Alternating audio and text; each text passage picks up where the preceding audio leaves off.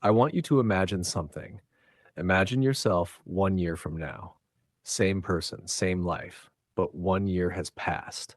Now imagine two versions of that future you. The first version, you did the work. Every morning you studied. Every week you showed up. You were not perfect. You missed some days, but you came back. You kept going. You built something slowly and quietly over 12 months. The second version, you did not. You meant to. You planned to. But the days passed and the weeks passed, and 1 year later, you are in the same place you are today. Same English level, same distance from the goal, same quiet feeling of something unfinished.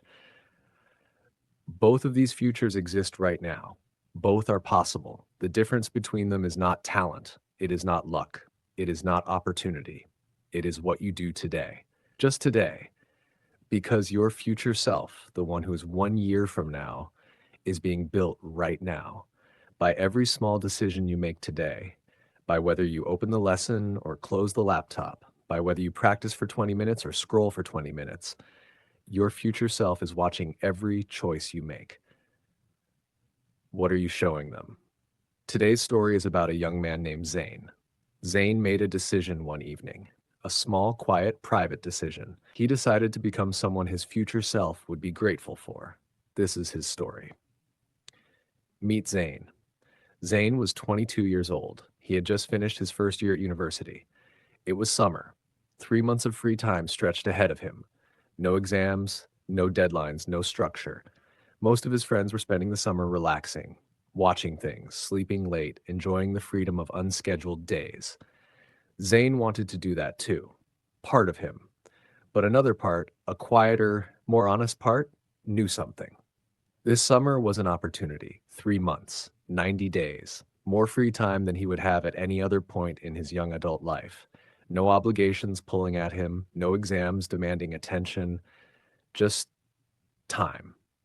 He could use it, or he could pass through it. He had been meaning to seriously improve his English for 2 years since the end of school. He knew it was important for his future career, for his academic work, for the international opportunities he wanted to pursue.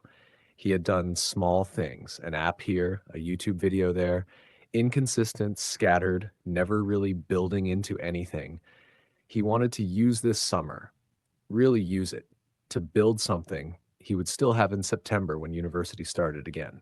He sat at his desk one evening with a blank notebook. He did not make a complicated plan. He just asked himself one question. What would my future self, the one sitting at this same desk in September, want me to have done with these 3 months? He wrote the answer. He wrote, he would want me to have built real English, daily practice, every morning, something that actually moves the level. He looked at what he had written. Then he wrote one more line. He wrote, I am doing this for him, for September me. He deserves it. Lesson 1. Working for someone you have not met yet. The next morning, Zane woke up at 7, not because he had to. The summer had no schedule. He could have slept until 10. But he thought about September Zane, about the person who would sit at this desk in 3 months and either be grateful or not, either have something real or not. He got up. He made tea. He sat at his desk. He opened a free English course he had found the night before, a structured program with daily lessons, vocabulary practice, and speaking exercises. He did the first lesson, 30 minutes. Then he closed the laptop and made breakfast. That was it, 30 minutes before the day began. Nothing dramatic. But as he ate his breakfast, he noticed something. The day felt different already. Not because the lesson had been exciting. It had been ordinary, basic vocabulary and simple exercises, but because he had done something for September Zane. He had shown up, not for himself in this moment, but for a future version of himself who would benefit from this moment. That felt different from studying for a test, different from studying because someone told him to. He was studying as a gift to someone he cared about, even if that someone was himself. Daily English sentences. Repeat after me. I work today for the person I will be tomorrow. My future self deserves the effort I put in today. I show up, not just for now, but for September me. 30 minutes every morning is a gift to my future self. The day feels different when I have done something that matters. I study as a gift, not as a duty. That changes everything. What I do today builds the person I will be in 3 months. Lesson 2. The letter 1 week into his summer routine, Zane did something that felt slightly unusual. He wrote a letter, not to a friend, not to a family member, to himself, to September Zane. He sat at his desk in the early morning after his English lesson. He opened his notebook to a clean page, and he wrote, Dear Zane, in September, I am writing this in July. You are somewhere I have not been yet. I want to tell you what I am doing for you right now. Every morning I wake up at 7. I make tea. I sit at this desk. I study English for 30 minutes before the day begins. Some mornings it is easy and interesting. Some mornings it is hard and I do not want to. But I do it for you because you deserve to walk into September with something real, with English that has actually improved, with the confidence that comes from 3 months of showing up. I am not doing this for anyone else, not for a test or a grade or to impress someone. I'm doing it for you because you will live with whatever I decide to do with this summer. Make me proud, or I will make you proud. I am not sure which way that works. Just know, I am thinking about you every morning when I sit down. He put his pen down. He read the letter back. It felt strange, a little silly, a grown man writing a letter to his future self. But it also felt surprisingly real, like making a promise to a real person, like accountability to someone who mattered. He left the letter at the front of his notebook where he would see it every morning. Daily English sentences. Repeat after me. I write a letter to my future self and I make a real promise. I am accountable to the person I am becoming. Some mornings are easy, some mornings are hard. I show up for both. I do this for my future self, not for a grade or a test. My future self will live with the choices I make today. I want to make my future self proud. So I keep going.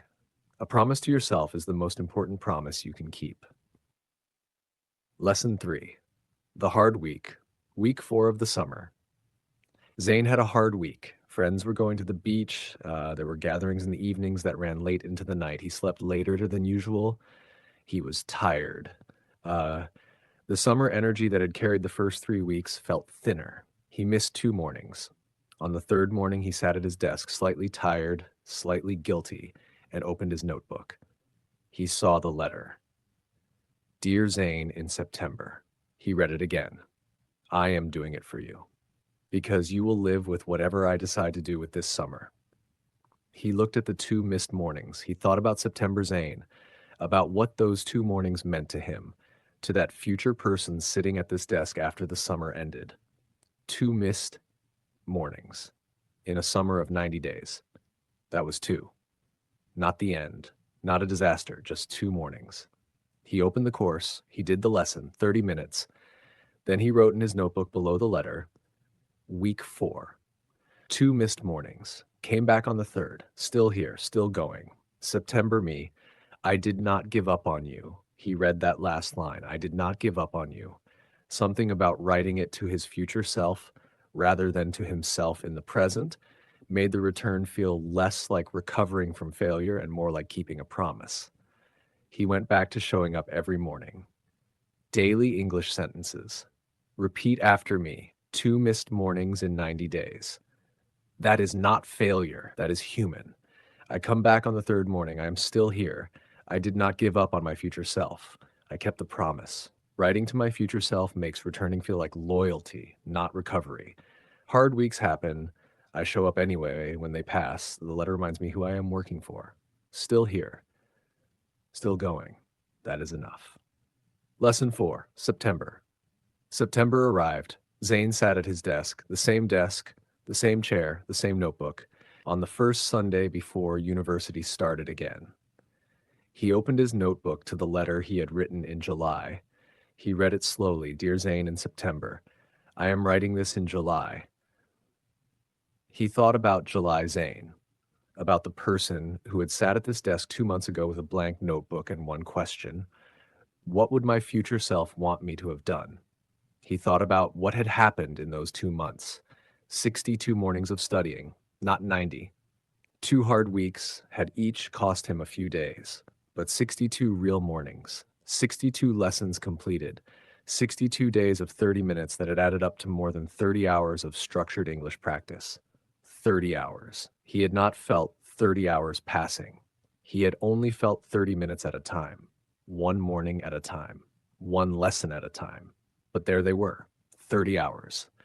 His English was genuinely different. He could feel it. Reading was faster and more natural. Listening was clearer. When he spoke, the words came with less searching, less hesitation. He was not fluent. He had not expected to be fluent. He had expected to be better. He was better. He picked up his pen. Below the original letter, he wrote a reply. He wrote, "Dear July Zane, thank you. You kept most of your promise. Not all of it, but most. And most was enough. I walk into September with something real, with English that has actually moved, with the quiet confidence of someone who showed up 62 times when they did not have to. You made me proud." He closed the notebook. He made tea. He opened the course, a new, more advanced module he had unlocked, and did the first lesson of September. Some things do not end when summer ends. Daily English sentences. Repeat after me. September arrived and I have something real to show for the summer. 62 mornings, 30 hours. That is what showing up built. I feel the difference from the inside. That is real growth. I write a reply to my past self and I say, thank you. You kept most of your promise. Most was enough. You made me proud. 3 words that mean everything. Some things do not end. I keep going into the new season. Final words. What are you building for tomorrow? Zane's story is simple. He had a summer. He had a choice. Use it or pass through it. He chose to use it. Not for anyone watching, not for a grade or a test or an external reward, for his future self, the one who would sit at the same desk in September and either have something real or not. He built something real, not because he was disciplined in an unusual way, not because he never had hard days or missed mornings, he did, but because every morning, on the easy days and the hard days, he thought about the person he was building, the September version of himself, the one who deserved the 30 minutes. And that person, that future self, made every morning feel like it mattered. Even the ordinary ones, even the slightly tired ones, even the ones that felt too small to count, they all counted because they were all building someone. Maybe you're reading this and thinking about your own future self, 1 year from now, or 6 months, or even just 3 months. What is that person going to have? What are they going to be able to do in English, in their career, in their life that they cannot do today? That depends on what you do today, just today. So I want to ask you one question. The same question Zane asked himself on that July evening. What would your future self want you to do right now? Whatever the answer is, do that because your future self is watching and they are worth it. See you in the next one. Stay calm, stay consistent, and build something your future self will be grateful for.